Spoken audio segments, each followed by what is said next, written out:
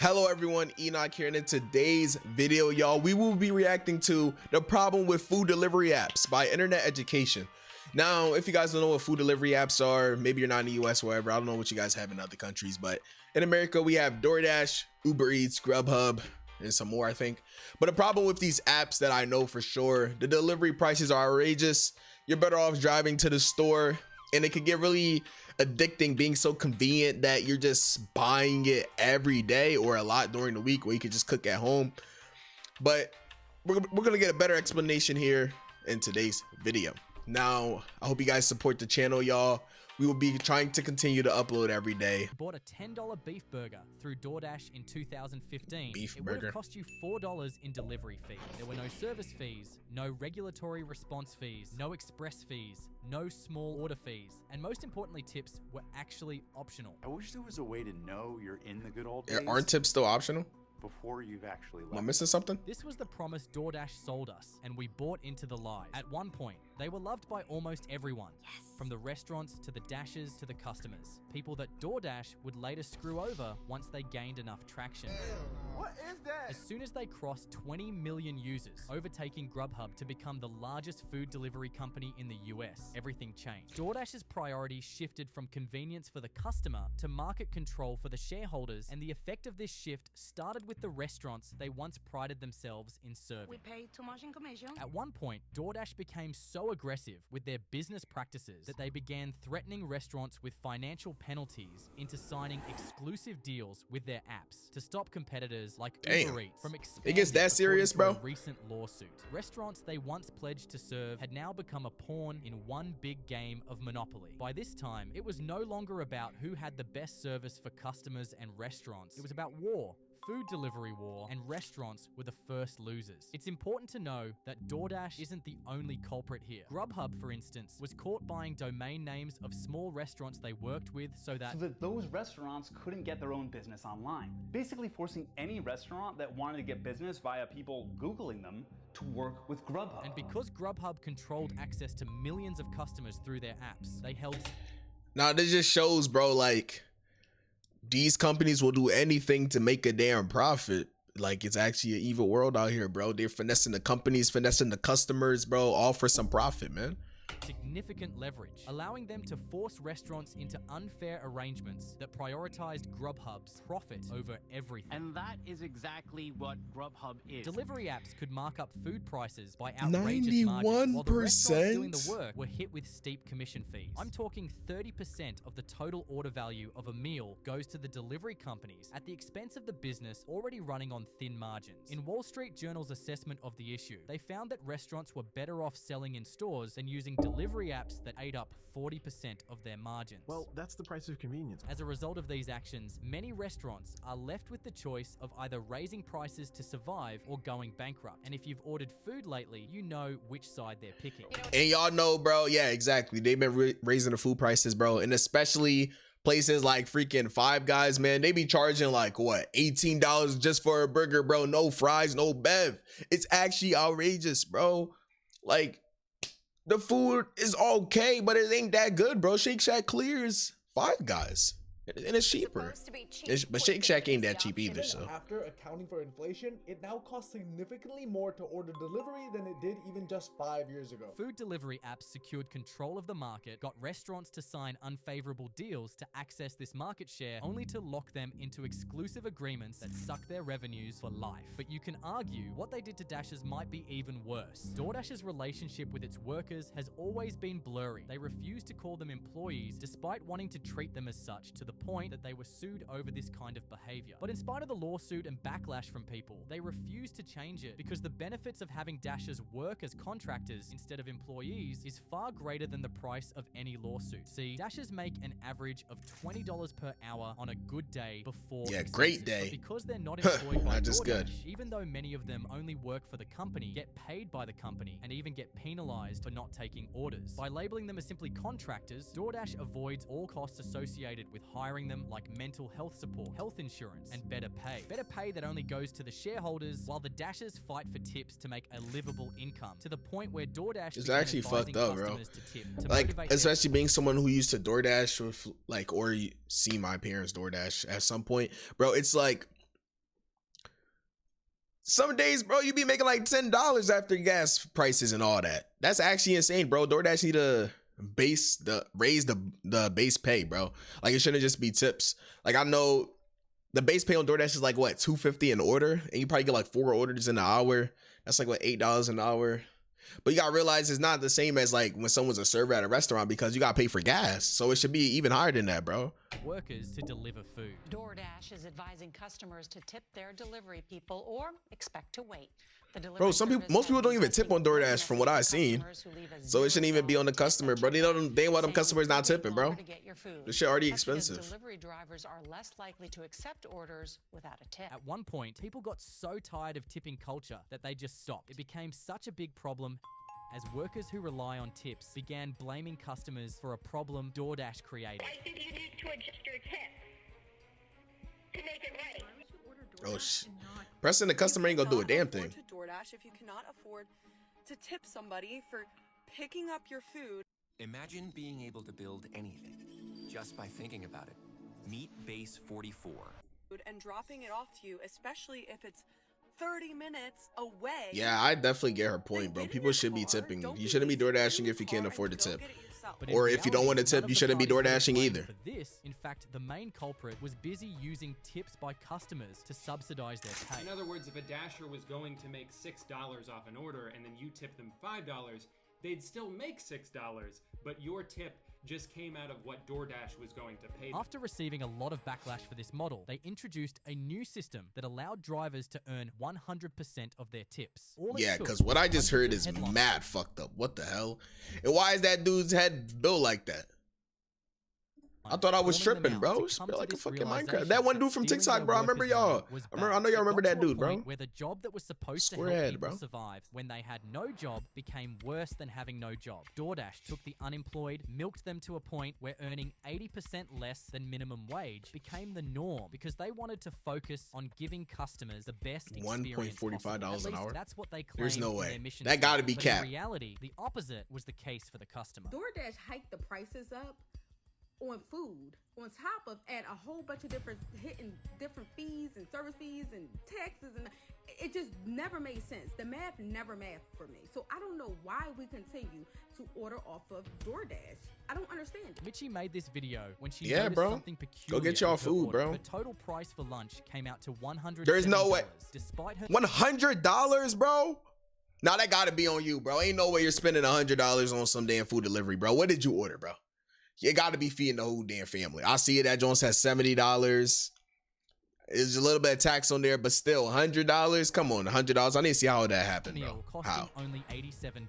But here's where it gets interesting. When she called Chili's to place the order directly, it was only $69.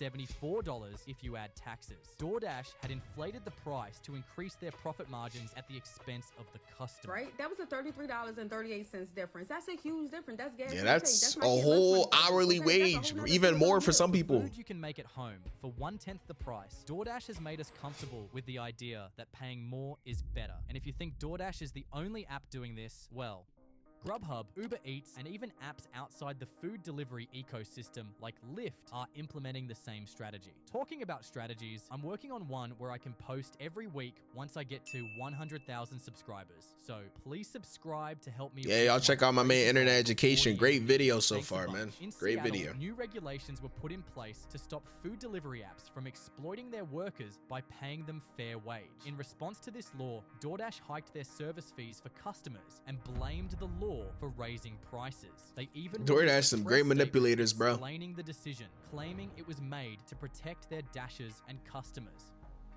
Right. DoorDash has positioned itself in such a way that allows them to survive easily without taking the blame for anything from production to delivery. Is your food too expensive? Blame the restaurant. Your delivery. Yeah, it's always somebody else's fault. DoorDash always blaming somebody, man. There is no room for accountability. But the worst part is with all the money they're pulling from restaurants, drivers, and customers combined, you'd assume they'd be making fuck you money by now. Absolutely. But they aren't, right? Isn't really sustainable. Between 2019 to 2023, 2023, DoorDash lost over $3.5 billion. That's $880 million per year on average, burnt to keep the business alive. Uber Eats lost over $1.8 billion at their Damn. peak, and Grubhub lost so much money that their owner Just Eat had to sell them for a 90% loss. 90% loss? These consistent losses that they can't really pay their Dashers well, because frankly, if all their Dashers earned a better wage, the company would go bankrupt in months. Yeah, that's one thing too. I understand it from a business perspective. Platform alone. Teach Me Delivery found that many Dashers were making $8.21 per hour before tips. That's $1 above the minimum wage. If DoorDash pays their workers a fairly better wage for every hour spent on the road, that action alone could double, triple, or even 10 times their losses in months. That's why most Dashers rely heavily on tips to make a livable income, and not the company itself. 51% of their income on every delivery on average is coming from the customer tip. The apps wanted to lower costs by paying workers less, but they didn't want to lose workers. So they started encouraging customers to tip more so the workers wouldn't see as much of a drop in pay. Here's how the pay breaks down. It's like, it's a two-edged sword, bro. It's like they can't get too much money because they're going to go bankrupt. And so to try to compensate for that, they're raising prices, which then the customer suffers, bro. It's the way of business, bro. You can't have it the best ways, bro. And people should be tipping more for sure. I definitely see that, because a lot of people I see, bro, aren't even tipping. We're tipping $1 or $2. Everybody should be tipping more than that, bro. Especially if your order costs a lot of money, bro, to help these Dashers out, bro. They're just trying to make a living like everybody else. The changes. For DoorDash, base pay decreased to 48.2% and customer tips increased to make up 51.8% of drivers' total pay. Uber Eats had an even bigger jump in customer tips, jumping almost 30%. 2024 was the first year ever that DoorDash made a profit in over a decade, and the only reason for this $100 million was because they increased their delivery fees in various cities despite public outrage, meaning more. I mean, they gotta do what they gotta do for the business, low key. I kind of sound like I'm switching sides, but y'all gotta understand, man. On their table. But you could argue that DoorDash needs to make profit just to survive, fighting off competition, navigating city regulations, and dealing with growing public scrutiny as more apps like them compete for the M word. Some publications call it the Hunger Games, but you should know it's more than that. These companies are fighting tooth and nail to be Gen Z's favorite delivery app, as they recognize the generation is heavily dependent on buying food. Over 60% of Gen Z are afraid of cooking, and 40% said they can't fry eggs. You may have I feel like that's definitely true, bro. A lot of Gen Z, including myself, man, I barely know how to cook. Man, I know I make some damn eggs, but like, I don't really know how to cook. Of the generations, so I ain't gonna be making fun of people too much. Systems, either because of fear or anxiety, and companies are well aware of this. I don't cook. I'm a microwave girl. I can cook tacos and pasta. That girl cannot cook. On average, people spend $1,500 a year on food delivery services. That's $125 a month, with each order. Did you just pick that up off the counter? Costing about $35 on the low end. This means that many people order approximately counter 4 times better per be month, very clean, bro. around 3.7% of their.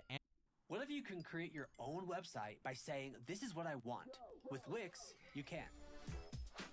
Annual income to having meals brought to their doorstep, and that's just for the average financially literate consumer. If you go down the rabbit hole, you'll find people spending crazy amounts of money splitting DoorDash payments. $12.50 a month on DoorDash. In the past 4 months across DoorDash and Uber Eats, I have spent over $2,000.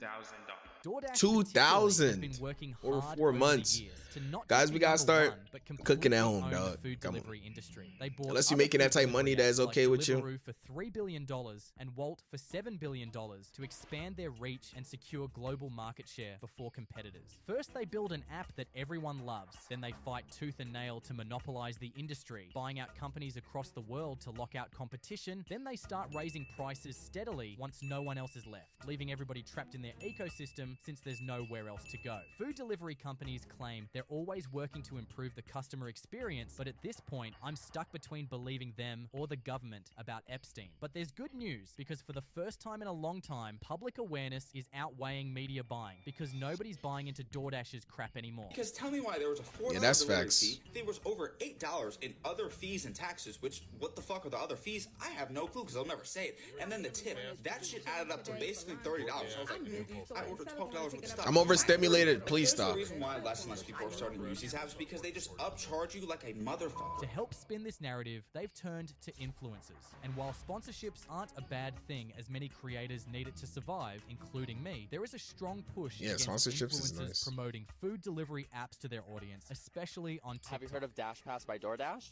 No, I haven't. What is that? This was a video by Brad, a TikTok frugal influencer who had taught his audience for years to be smart with money. Oh yeah, As expected, I could get why that's bad rep for him. I know them comments were outrageous. He's supposed to be people that's a lot into finance. They know not to be using food delivery too much. Not resonate well with them the first time, but I assume his contract was for 2 videos, because despite the pushback, he made another for DoorDash Pass. If you need a ride, Dash Pass by DoorDash helps you get cheaper rides with Lyft. Every Dash Pass member gets 5% off on-demand Lyft Bro, rides and 10% somebody off said this has to be a recession indicator. Nah, that's funny as shit. I ain't gonna lie, that's actually funny. Which just caused more pushback, because as I said, his content is all about saving money. So advertising DoorDash, a service that facilitated overspending, was, as many put it, very off-brand, leading to the classic apology. I mean, I can get what they're coming from, but at the same time, it's like, guys, when someone sponsors something, you deciding to purchase it after is on you. I get it. Younger people are more impressionable, but I'm talking about adults here. If you're going to do food delivery just because someone sponsored it, that's on you. And I get y'all saying he sold out, like they're saying he sold out, but like, come on, man. He has to get his money somehow. Maybe bills are high. You never know, man. Guys, I know we need to talk because there was a sponsored post that I made recently. Yeah, you see, it was very off brand, but hey, get your bag. Thank you.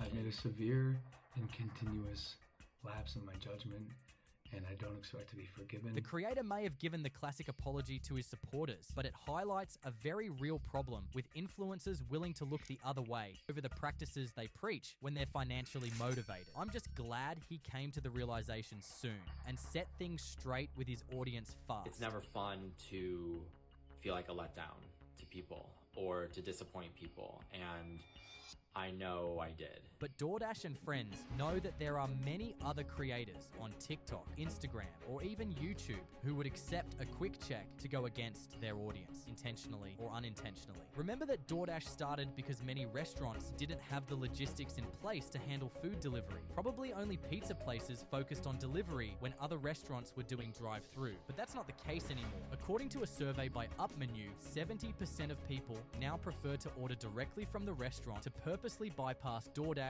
Uber Eats. That makes sense. When people are not cutting out the middleman they're cooking at home. DoorDash might go bankrupt in the future, and a lot of the Uber Eats, all of them. If you go to YouTube or TikTok, you'll find cooking tutorials with millions of views as the desire for food recipes and cookbooks are making a comeback.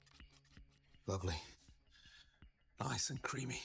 Now, paying a delivery fee, we screwed up fee, and a service fee, which can add up to almost double the cost of the meal itself, is not what many people sign up for. That's facts, bro. Like, even when you order something that's like $2, it still comes up to like $10 after all these fees. That's outrageous. Outrageous. Consider the fact that these payments are just going to the middleman and not the people doing the work of making the food or delivering it. Not to say that food delivery is completely useless, but it's a case of fixing yourself into a situation, screwing everyone else only to demand more pay from both sides of the table. DoorDash on one end is fighting through lawsuit upon lawsuit. Just a few months ago, they were ordered to pay back over $16 million in settlement for the dashes they wronged between 2017 What do you mean by wronged? The Attorney General who fought to secure this settlement for the people, Attorney General James, said she wanted a system where there could be full transparency in DoorDash's payment practices moving forward. Over 63,000 drivers who delivered food for DoorDash during this period are eligible to get back what was taken from them as a result of this settlement. As regulations I think that was the tighter and tips tighter, situation. Food delivery companies are forced to treat customers better, pay drivers fair wages, and honestly, Is that the it dude feels from like Call of Duty, nothing bro? can ever go wrong I know I'm for not anyone. tripping.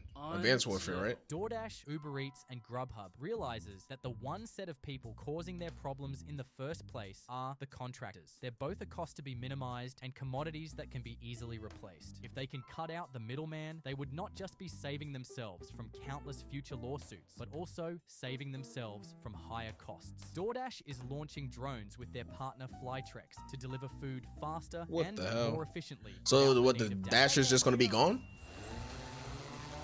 Uber Eats is pushing more and more for self-driving cars capable of taking food from restaurants directly to customers, as they believe it takes human error out of the equation. Today says it takes the human error out of the equation. And there's Grubhub. It seems the cycle never ends, but that's a story for another day. Wouldn't that be more expensive than humans? Feel Or am free I to tripping? subscribe if you'd like to support the mission of making education fun again. Okay, we got the subtotal, the taxes, the fees, delivery fees. Would you like to pre-tip? Oh my god, it's like a down payment on a pita. If you're a man who makes out Now, guys, that's it for today's video, guys. Do you guys order a lot of DoorDash or Uber Eats and all that? And if so, how frequently do y'all do it, man? Like are y'all spending hundreds of dollars, thousands of dollars a year? If y'all are, y'all need to stop, man, and go cook at home. Now, guys, I hope you guys enjoyed it. Now, guys, I hope you guys enjoyed today's video, y'all. Please like and subscribe and comment for more videos from me, y'all. See y'all in the next video. Please give Internet Education a subscribe and go check out his channel, y'all. Peace out.